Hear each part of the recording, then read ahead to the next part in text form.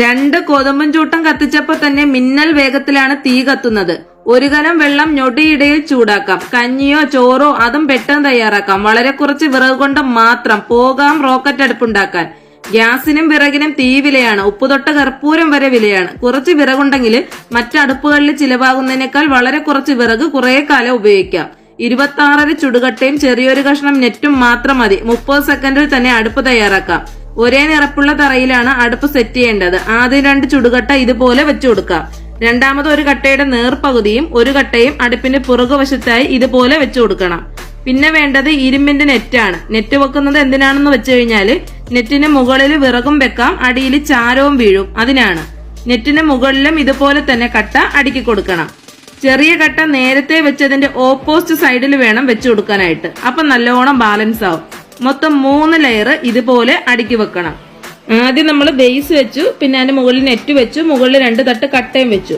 ഈ നെറ്റിന്റെ മുകളിലാണ് നമ്മൾ തീ കത്തിച്ച് വിറക് വെക്കുന്നത്. കത്തുന്ന വിറകിന്റെ ചാരവും അവശിഷ്ടവും നെറ്റിനടിയിൽ പോകും. ഈസിയായി നമുക്ക് ചാരം കോരിയിട്ട് കൊടുക്കാം. അടുത്ത ലെയർ കട്ട വെക്കുന്നത് അടുപ്പിന്റെ തുറന്നിരിക്കുന്ന ഭാഗത്തായിട്ടാണ്. ക്രോസ് ചെയ്ത് വെക്കണം. ഇനി നമുക്ക് മുറിക്കട്ടയുടെ ആവശ്യം വരുന്നില്ല. മുഴുവൻ കട്ട മതിയാവും. ഓരോ സൈഡിലും ഇതുപോലെ തന്നെ ബാലൻസ് ചെയ്ത് കട്ട അടുക്കി കൊടുക്കണം. അടുപ്പിന്റെ തുറന്നിരിക്കുന്ന ഭാഗത്ത് ക്രോസ് ചെയ്ത് വെച്ച കട്ട ബാലൻസ് ആകുന്നതിന് വേണ്ടിയിട്ട് അടുത്ത ലെയർ വെക്കുമ്പോൾ ഇതുപോലെ അടുക്കി വെച്ചു കൊടുക്കുക. ഓരോ കട്ടയും ക്രോസ് ചെയ്ത് ബാലൻസ് ചെയ്ത് വെച്ചു കൊടുക്കണം. 4 ലെയർ ഇതുപോലെ അടുക്കി വെച്ചു കൊടുക്കണം കെട്ട. അങ്ങനെ ടോട്ടൽ മൊത്തം 7 ലെയർ അടുക്കണം. ആദ്യത്തെ നമ്മൾ 3 ലെയർ അടുക്കി വെച്ചല്ലോ. ഇപ്പോഴും നമ്മളൊരു 4 ലെയറും കൂടി അടുക്കി വെച്ചു. അങ്ങനെ ആകെ മൊത്തം 7 ലെയർ. പറഞ്ഞു തീരുന്നതിന് മുൻപ് തന്നെ റോക്കറ്റ് അടുപ്പ് റെഡിയാവും. ഒരു 30 സെക്കൻഡ് മാത്രം മതിയാവും. ഒരു 30 സെക്കൻഡിനുള്ളിൽ തന്നെ അടുപ്പ് റെഡിയാവുന്നതാണ്. ഇതിന് പ്രത്യേകിച്ച് സിമന്റ് കുഴച്ച് വെക്കേണ്ട ആവശ്യം വരുന്നില്ല. അല്ലാതെ തന്നെ സ്ട്രോങ് ആണ്. പിന്നെ ഒരു ഉറപ്പിന് വേണമെങ്കിൽ സിമന്റ് തേച്ച് പിടിപ്പിക്കാവുന്നതുമാണ്. മുകളിൽ പഴയ ഗ്യാസ് അടുപ്പിന്റെ സ്റ്റാൻഡ് ഇതുപോലെ വെച്ചു കൊടുക്കാം. ഗ്യാസ് അടുപ്പിന്റെ സ്റ്റാൻഡ് ഉണ്ടെങ്കിൽ ഇതുപോലെ വെച്ചു കൊടുക്കാമേ. ഇല്ലാന്നുണ്ടെങ്കിൽ വളയം വെക്കാം. അതുമല്ലെങ്കിൽ സിമന്റ് റൗണ്ട് അടിച്ച് വെക്കാം. വളരെ കുറച്ച് വിറക് മാത്രം മതി ഈ ഒരു അടുപ്പ് കത്തിക്കാൻ എന്നുള്ളതാണ് ഏറ്റവും വലിയ പ്ലസ് പോയിന്റ്.